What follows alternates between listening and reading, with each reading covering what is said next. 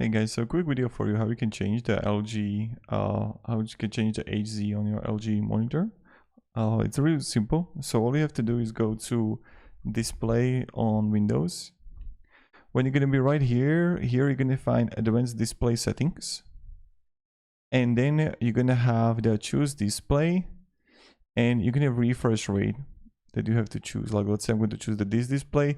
And now really depends, like if you're gonna have it connected through the HDMI cable, maybe you're gonna get less HZ comparing if you're gonna connect it through the, let's say, a display port. So just want to make this quick video for you, like what you need to know regards these two things. So thank you and have a great day and goodbye.